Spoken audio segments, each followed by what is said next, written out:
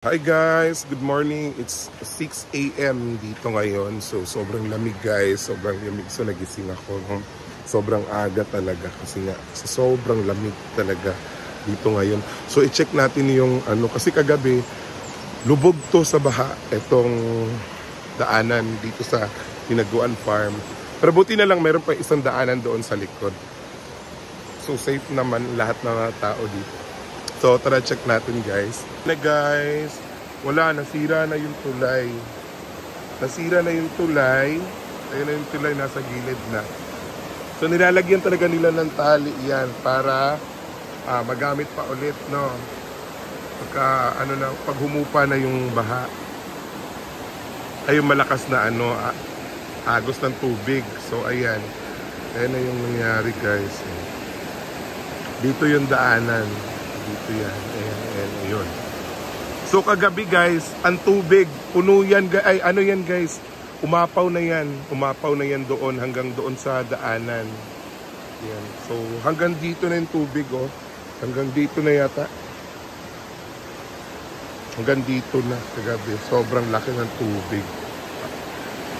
Pero hindi naman kami natatakot guys, kasi sanay na kami dito Ilang beses na nangyari yan, so hanggang doon lang naman talaga yung tubig. Ayan. Grabe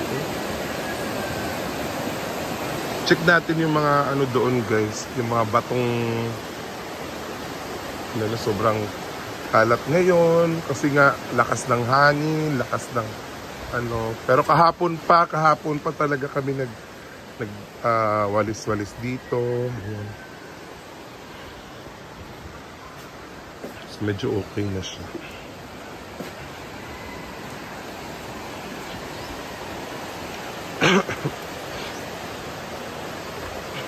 Yan.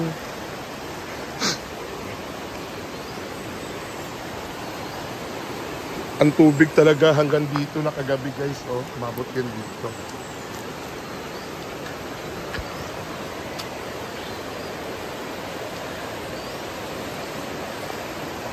Ayan, mga puno kahapon. Ayan, nababali na yung yung iba. Ito, ang dami nabali dito. Sobrang lakas ng hangin talaga. Ayan, buti na lang okay na. Pero sobrang lamig pa rin dito ngayon guys. Walang nangyari sa mga puno na to. Sobrang lakas talaga ng hangin kagabi.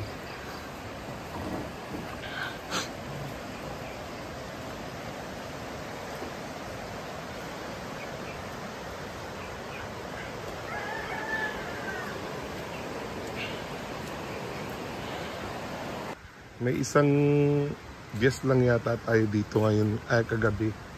Kasi nga maraming nag-cancel kasi nga malakas yung ulan. Pero naman yung pool hindi naman siya hindi naman madumi.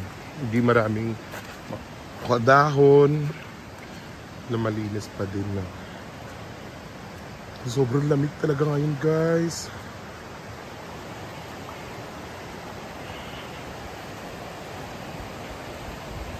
Hala, tignan nyo yung mga bato gaanuhan na siya.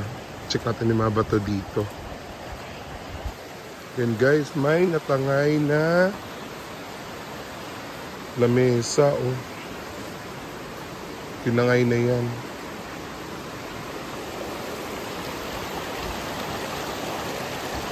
Ayan, nagkukumpul-kumpul na yung mga bato guys. Tignan nyo.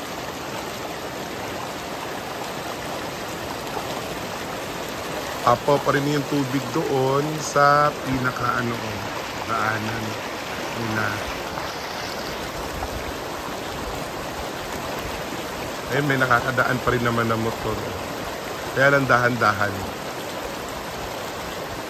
Natumba yung guys. Nakakaano pa guys kasi nga kaka-order lang ni Brenda ng ayun yung lamesa, natumba. Umorder si Brenda ng lupa para ilagay niya sa doon sa isang daanan dito.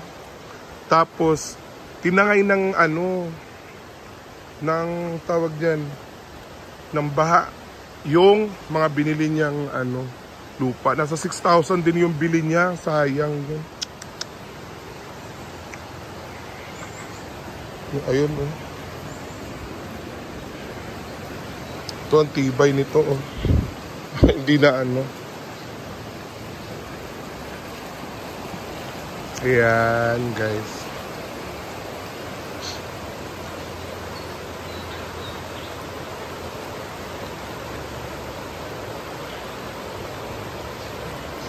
So ganyan talaga siya guys pag naulan sa bukid.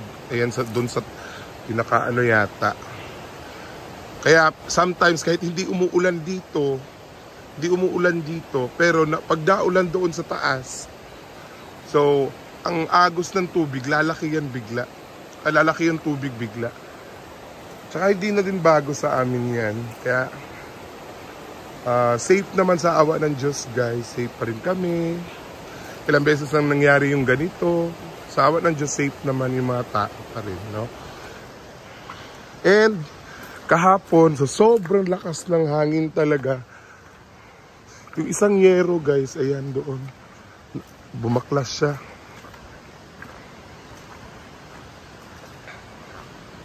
Sobrang lakas talaga ng hangin kahapon. So bumaklas yung isang yero. Ayan. May ibang plano na naman si Brenda dito. So parang feel ko, papaano niya na naman to. Papalitan to ng yero. Papalitan niya ng siguro color roof. Hindi natin yung palayan dito. Hindi naman kina Brenda tong palayan guys. Pero i-check pa din natin.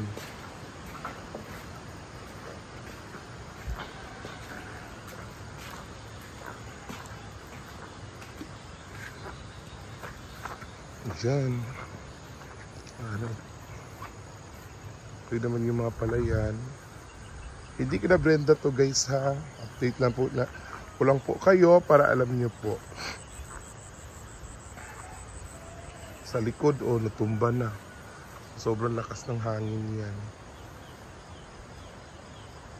So guys, so sa mga nag-aalala na pagka wala nang daan doon sa harap, sa mga nag-aalala na baka hindi sila makalabas, guys, meron po tayong daan dyan. Dyan, sa likod. Ito yung daan. Papuntang yan. So sa may tulay yan, sa may tulay ka dadaan, pero pwede kang umakyat doon. Pwede kang dumaan doon sa pataas. So safe pa din naman guys. So ayun. Wait na, update pa tayo guys ha. Pag-ikot-ikot pa tayo. Sobrang aga kong nagising. So sobrang lamig talaga, hindi talaga putol-putol yung tulog ko sa sobrang lamig. Tapos may electric fan pa. Nakaharap sa amin ni Bating. Hindi ko na kaya, pero si Bating kasi gusto niya ng electric fan. Niyaan ko na lang. So putol-putol yung tulog ko. Pero okay lang. Importante safe kaming lahat, no? Grabe ang tibay nito, oh.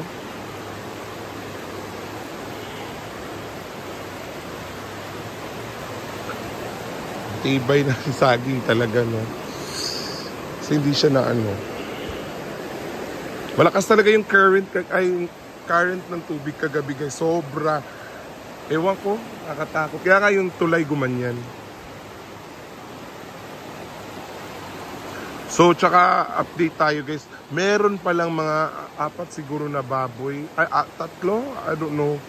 4 na maliliit na yung baboy, yung natangay. Basta kahapon confirm 2. Tapos hinahanap pa yung 2. Ewan ko kung ano nangyari sa 2 pa. Basta hinahanap nila. Kasi nga, yung tubig talaga guys, hanggang dyan, oh. Hanggang dito. Ayan. Ganyan. Siguro lagpas ulo. Lagpas ulo ko. Yan na level, oh. Mas ganyan pa siguro. Dito. Ang lakas talaga guys, ang laki. So kung baguhan ka dito, so maano ka talaga, magpapanik ka. Pero sa awa ng Diyos guys, ilang beses na nangyari tong ganito dito, di naman talaga siya naapaw. Di siya naapaw. Pero ano pa din na for safety, lumayo talaga tayo sa mga ganung pangyayari. No? Wag tayong kailan tayo maghahanda yung bang wala na, no? So guys, yan po muna yung magiging update natin para sa araw na to. Puro ako so, no? Hindi talaga nawawala sa akin yan, so. Ayan muna, magiging update natin para sa araw na to. Ang pinaka-importante na nangyari is safe kaming lahat dito palagi, no? So, sa mga nag-aalala na hindi sila makalabas, meron pong exit doon, ha? Maraming salamat po sa lahat po ng mga pumupunta dito at sa lahat ng mga nagsusupport sa amin. Maraming salamat po sa lahat ng mga subscribers natin. Maraming salamat. And congratulations sa ating Facebook page. Meron na tayong 820,000 followers na Scarlet Dark pa din, ha. Sa mga hindi nakapag-follow sa akin, follow nyo na po ako. Maraming salamat po. God bless everyone.